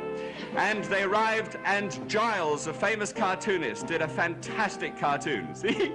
Coaches welcome, mind the step, and your language, which I thought was a brilliant thing, and I'm glad you liked the piece of film. I'm absolutely thrilled. Now, on the question of watching your language, which we must all do, and we must understand this, because this is the airwaves of the great world in which we live. See, not so long before that time, and it really was a few years back, two knights were clip-clopping down an English country lane. Understand, clip-clopping means that they were riding a horse down the English country lane. Well, you never know. Language can be difficult. And so they were riding down there. They were in full dress armor. And they stopped by the side of the road, and one of them pushed his visor up, like that, to a yokel who was down by the side of the road. "Hey there, yokel, was thou seen a goodly company of knights pass this way, richly caparisoned in shining armor, with pennants flying and mounted on milk-white steeds?" "No, sir, I ain't." Oh, clink, clip, clop, clip, clop, clip, clop, a little bit further on, another yokel by the side of the road. "Hey there, yokel, was thou have seen a goodly company of knights pass this way, richly caparisoned in shining armor, with pennants flying and mounted on milk-white steeds?" "No, sir, I ain't." Okay, so they were just riding on a little bit further and came into the village square where the Hind's Head at Bray was, and then right up to the landlord who was polishing his pewter outside his pub. And right up to him and said, see language. Hey there, landlord, was thou have seen a goodly company of knights pass this way, richly caparisoned in shining armor, with pennants flying and mounted milk-white steeds? Whereupon the landlord said, "No, sir, I ain't." Whereupon one knight turned to the other and said, "I wonder where the bloody hell they've got to."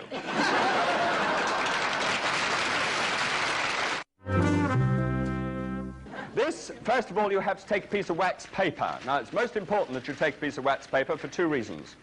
One is because the recipe is written on the wax paper rather badly. Yes.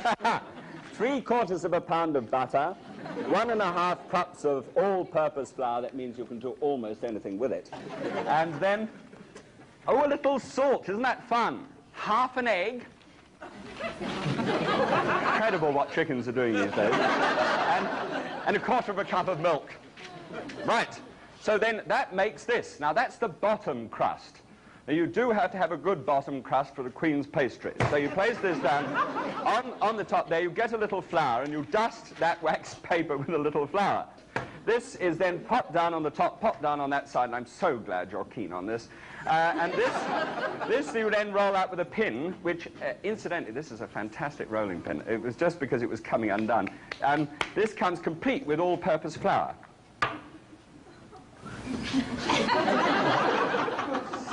Somebody's done something to my... What?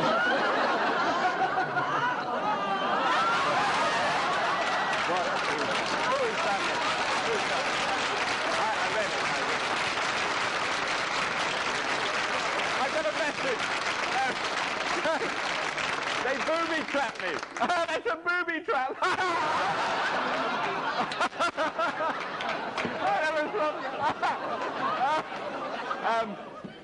I'll meet you after the show. Well, that's nice, isn't it? I'll say that for straining my soup through.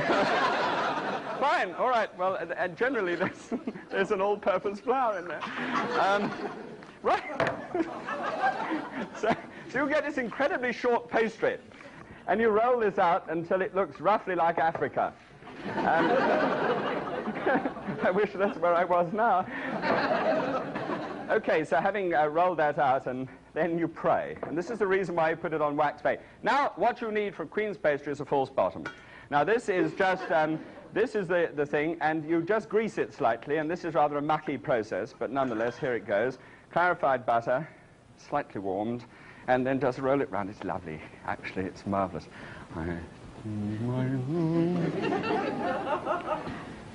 Hey, that would be rather weird, wouldn't it? No. Never. So you first grease your bottom, and then just take this whole sheet of pastry out. Now, what you have to do with this is pray a lot, and you just flip that over the top. Now, you've got to then tear that back, and it should billow like a sailor's hammock. And this is then. You had to treat this with tremendous care, if you'll forgive the expression. And this goes round, and it's sort of sealed around the outside. As you quickly push it down like that, and it falls down around the outside, and then you just get your rolling pin and just go like that. It's all off. Now that is the bottom crust, and that is different from the top crust, because the top crust is really unbelievable. Are you interested in my top crust? Are you? I'm so glad. You just take a fork in your right hand and you prick the bottom of that like an enthusiastic hen all over the bottom until it's well marked. So that's it. So you prick the bottom. Right, now over here I have the illustrious beater. This is a 1.5 horsepower beater, which is all right for 1.5 horses, but isn't much good for anything else. Right. So you take... Oh. So you take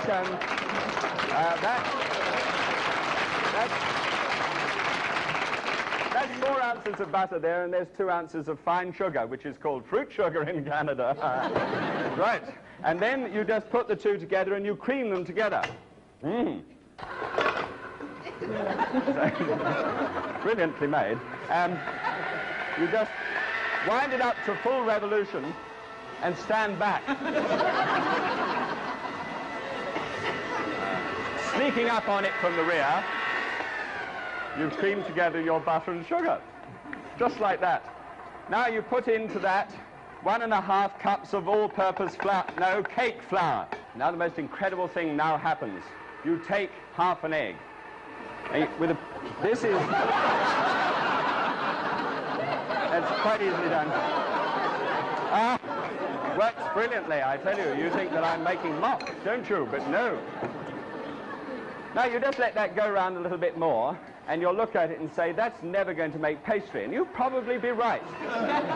But what happens, you see, is you make it about an hour before, and you flash over to your fridge and you pull it out.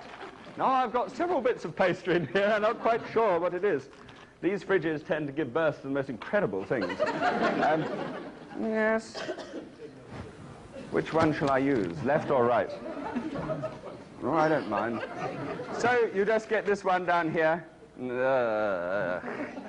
Oh, it's amazing. It really comes down and looks great. So you take this and you put that on one side because I don't want to use that yet. Then you take here 2½ cups of breadcrumbs, which is a terrible bind. But you've got to make fresh breadcrumbs yourself. Then you take 2 cups. I'm remembering everything, isn't it fantastic? 16 fluid ounces of Tate & Lyle's golden syrup. That's the thing with Her Majesty the Queen's coat of arms on the front. It's pure, golden, lovely treacle, what you just simply pour into the middle of those breadcrumbs, and it looks absolutely heavenly, like a jeweled crown it looks. It's really quite simple. You just turn a pot upside down and pour it. Now this, of course, this is the secret to the success of this dish, which incidentally isn't in the least little bit fattening. This is stirred around, and you see, it brings back, and whilst I'm doing this, brings back to mind, I was at Brighton College in England. I was a public school boy. Nice, and I had a report which said I was the cleanest-minded boy in the school, which I'm sure you obviously can realize. So, as a result of which, I became, well, I had a prefect, and I had to sort of run around after this prefect. I won't tell you what I became, because in the English public school system, you are a fag, and you wouldn't understand what that meant. It meant that you are, in fact, a servant of one of these larger boys, who is about 16 and spotty. I broke his butter ration. It was during the war. 1 ounce of butter. And I gave him my £2 tin of Tate & Lyle golden syrup. And if you're watching, you swine, he took my £2... You did, you didn't you? You took my £2 tin of Tate & Lyle's golden syrup, and you beat me for a month. I've still got it now. Here, look. See? No. No. Which fills in time, and having got the golden syrup fixed up there, you then get hold of the bottom part of the tart. I mean the pie, the crust. And this, you then just shovel that stuff into the middle. Now it all lays down like that, and you press it down. Now you think, I tell you, Her Majesty the Queen said... No, she did. She said, on behalf of my husband and I think this treacle tart is without question of doubt about it the finest treacle tart in the whole British Empire. Even in that far-flung stretch of the empire that we now call the United States. And so it is. It is quite the most fantastic thing you've ever tasted in your life. Right, okay, so you just brush around the outside with that, with a little egg white, and now... With a little help from my friends, we will get this out. Now this is the pastry, and this is rather a super piece of pastry. Now all you have to do with this is just simply to shatter the board with a little flour and press down with your palms of your hands. Don't entrust, yes, don't really. So with a knife, you just cut it off the board and put a little more flour down there. Now, with the rolling pin, you just turn it, if you can, and turn it again.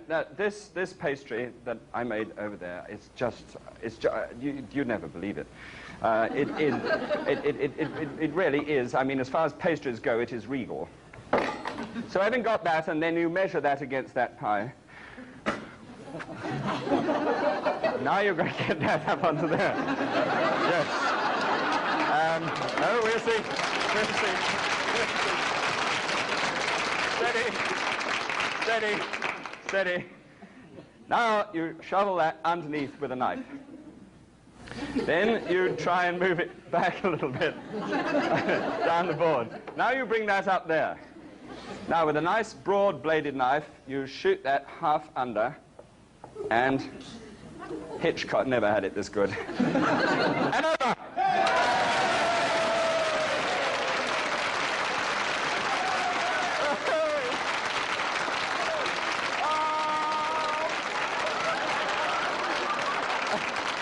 Okay, right.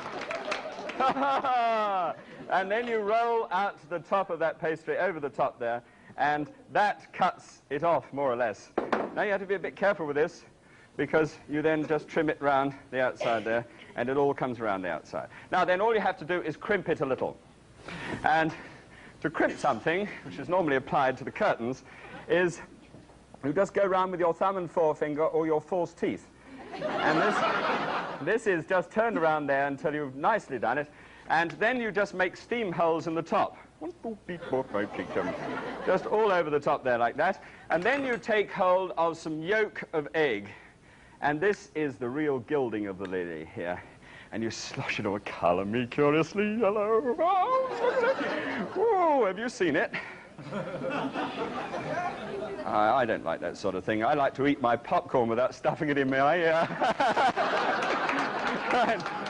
It's very difficult for me, you know, to eat things like that. I like an ice cream cornet. I don't know whether you've ever eaten an ice cream cornet.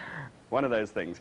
And I can't do it anymore. It's no good. I can't look sort of sophisticated, you know, with an ice cream cornet in one hand and a bunch of lollies in the other. This is... Okay, so you pop that away 375 degrees Fahrenheit for 20 minutes, or thereabouts.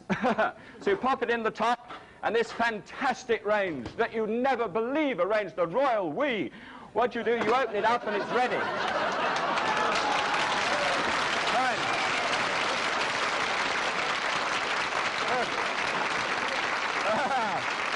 Oh, yes. Thanks for surprising. Here, where's me thing to put it on? Who's pinched me thing? Where is it? Me crystal thing. Oh, well, who needs a crystal thing anyway? So what you do... Oh, there it is. I see. Yes. Now, what you should be able to do with this, you should be able to push your hand up underneath and... Oh,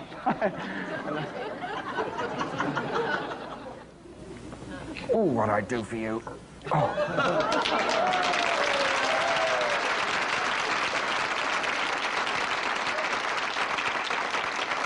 There it is. Oh, I tell you what I forgot to do. Then you flash back over here and get this out. Oh, that false bottom's terrible. And then you just take a champagne glass with some caster sugar and just sprinkle it on the top. So you just cover that on the top there. That's fine. That's all right. And then you whack that back in, because I've got to keep this thing going, because we're not that well off and we have to eat what we cook on the second one. There it is. Britain's treacle tart. Just for you.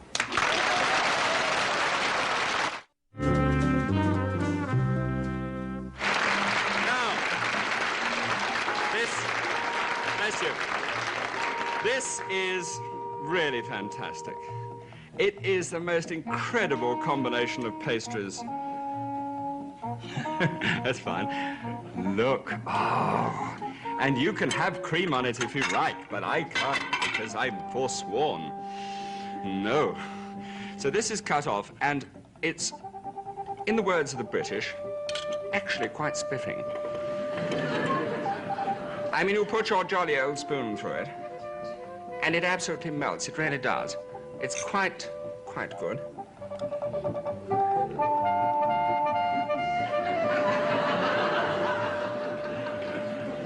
Oh. There's no southern pecans in there.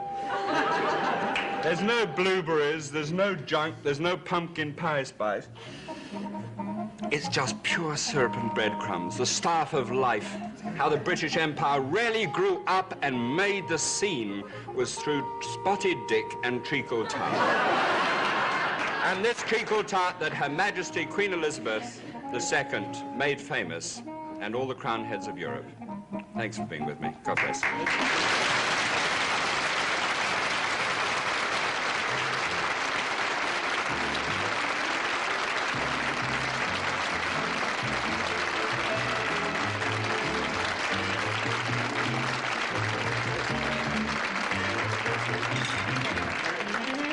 do you feel eating in front of people? Smells delicious. Oh, it does, yeah? Is that right? I always wondered with long...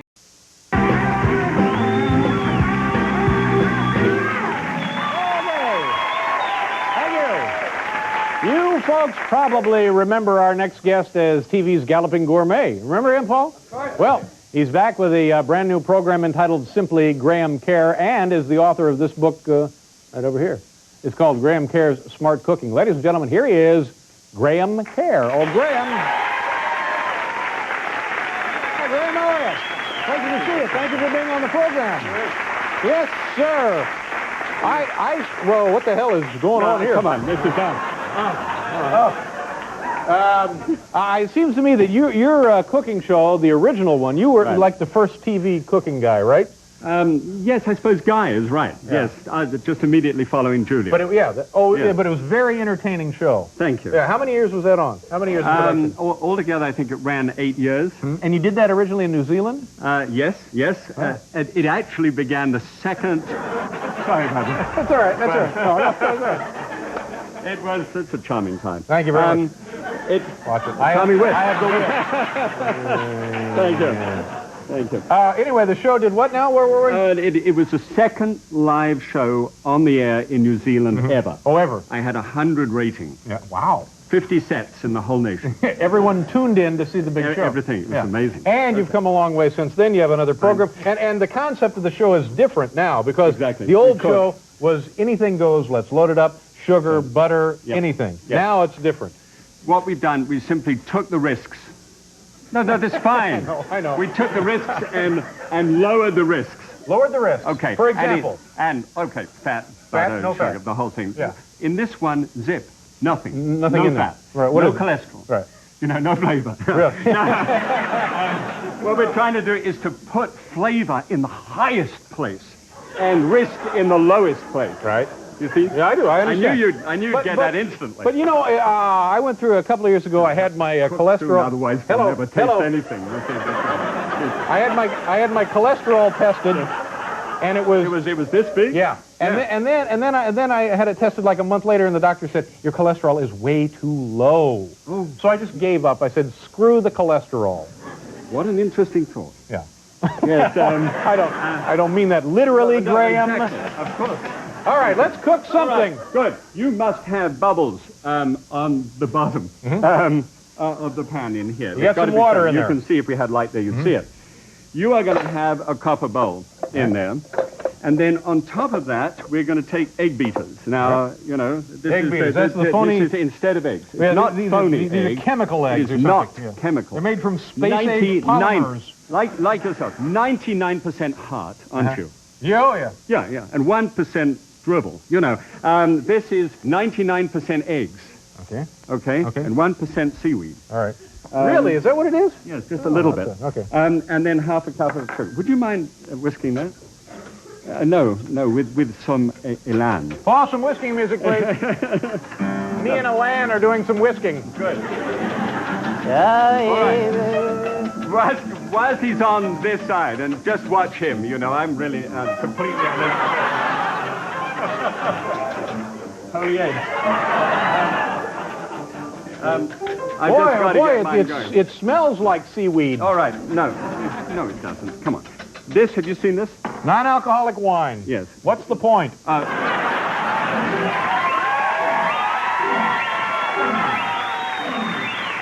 are you going to do to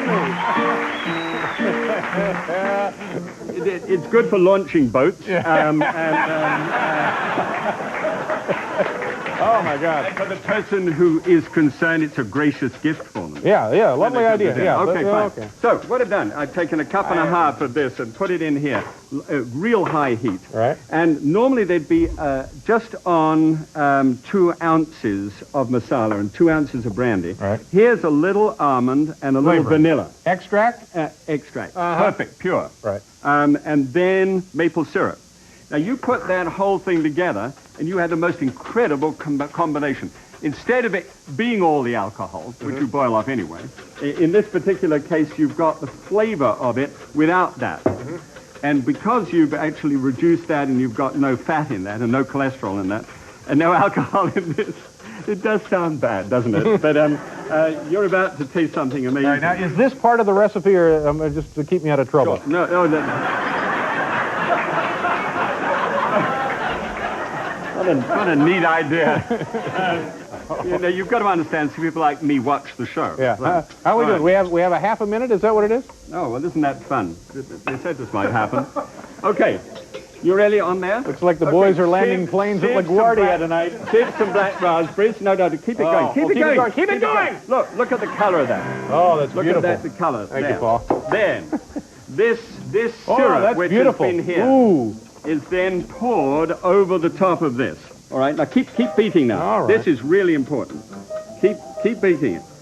Now, see what's happening? Before your very eyes, it's voluming, isn't it? Yeah, it's getting And larger, frothing yes, up. greater quantity. And great. Right. There, look. And thicker, it's thickening. Should it be thickening? Right before your eyes. Oh. Vanilla extract everywhere. Pour it into here. You're getting kind of tired. No, that's right. You've done well. Okay, thank you. You've done brilliantly. How much time do we have now, man? All right, go on. All right, we have to do a commercial, and then we'll look at it when we're done. Is that right? Yes. Okay, we'll be right back. Go ahead,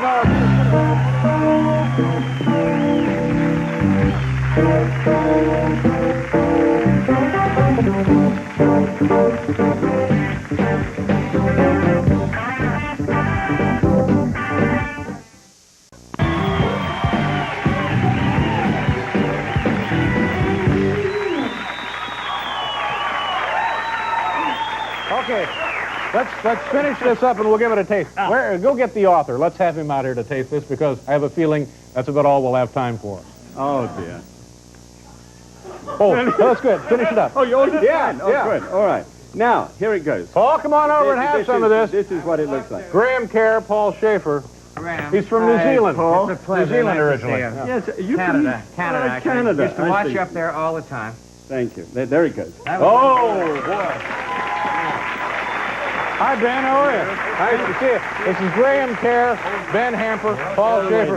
He has a book. He wrote Rivet Head is his book. I have a book of... My book. Yeah, where is your book? Get a copy of this man's book here. And we're all enjoying Zabaglione. Is it Zabaglione or something else? Zabaglione. Zabaglione. Hey, you know, but This takes flavor and takes it to the highest place.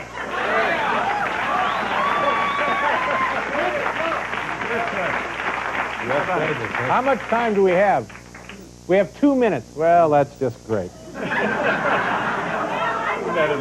Would you like to try some, man? You come right here and enjoy some Zabaglione. This woman coming right down here. Yeah. I haven't had a chance to taste any. Hi, what is your name? Natalie. Natalie, nice to see you. This is my friend Paul, of course. How are you? This is Ben Hamper from Michigan. Graham Kerr, he's from New Zealand. Are you going to have Okay. Yeah, I'll have some in a minute, as soon as Natalie gets hers. Here, Natalie. Do you eat a lot of Zabaglione? Never had it before. Well, how about a non-alcoholic wine? Do you enjoy that? Very good. Oh, very nice. isn't it amazing with no fat and no salt? No, that's not right. Yeah. No fat and no cholesterol. It's got a bit of salt in it. I could go on like this all night. Couldn't you? Let me taste a little. This is a cold one. Ben, did you eat a lot of this on the assembly line? Well, that and a pony keg of blat. A pony keg of blat. Could we get a pony keg of blat now? In the vending machine. What do you mean we're out of time? Are you absolutely sure we don't have any more time to taste the dessert? This is it. This is the bottom. We've come to the end. No more time to enjoy the dessert? All right, we'll do a commercial, then we'll be right back. Lovely, isn't it?